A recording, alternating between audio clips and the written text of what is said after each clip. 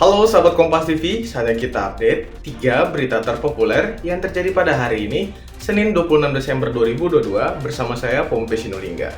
Dan untuk berita pertama, datang dari Presiden Joko Widodo masih menunggu hasil kajian dan sero survei sebelum memutuskan waktu penghentian PPKM. Namun, dia berharap keputusan Presiden atau Kepres soal penghentian PSBB PPKM ini bisa terbit pada akhir tahun. Hal ini disampaikan Presiden Jokowi usai meresmikan Stasiun Manggarai tahap 1 Senin siang. Jokowi menegaskan perlu kajian yang detail dalam memutuskan kebijakan sehingga sebaiknya masyarakat sabar menunggu. Kajian ini tengah dilakukan oleh Kementerian Kesehatan, pakar, dan epidemiolog. Jokowi pun masih belum bisa memastikan kapan PPKM secara resmi dihentikan. Namun, ia berharap dapat segera menertibkan Kepres setelah kajian dan sero survei selesai. Untuk PSBB, PPKM belum sampai di meja saya. Nanti kalau sudah selesai, karena ini menyangkut sero survei, menyangkut kajian-kajian yang harus saya minta harus detail, jangan sampai keliru memutuskan, sehingga sebaiknya kita sabar menunggu.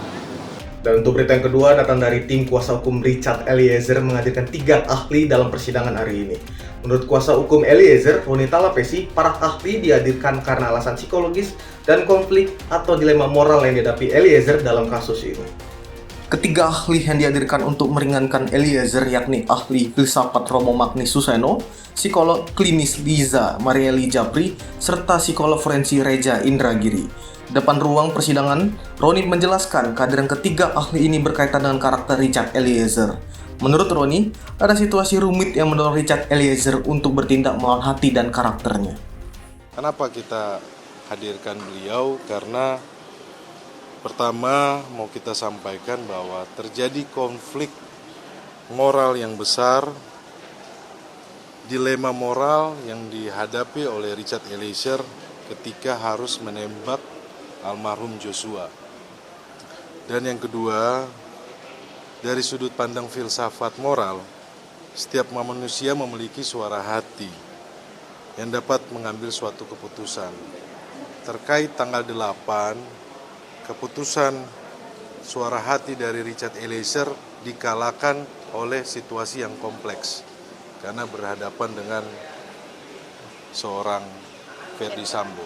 Dan untuk berita terakhir datang dari Presiden Joko Widodo meninjau kesiapan stasiun LRT Taman Mini Indonesia Indah pada Senin pagi.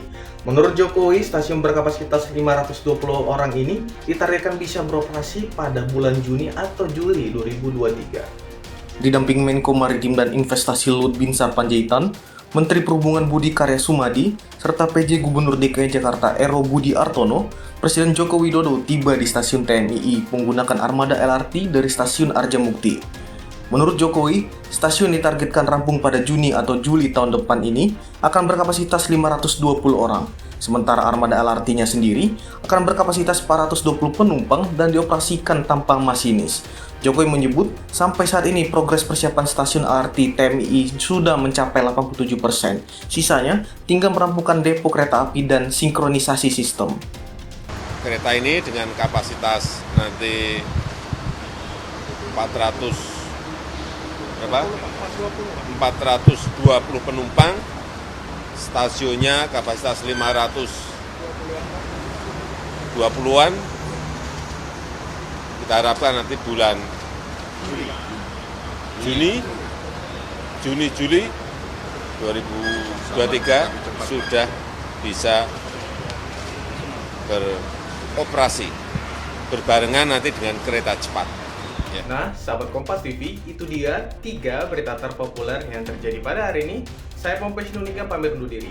Jangan lupa di like, di komen, serta subscribe YouTube Kompas TV.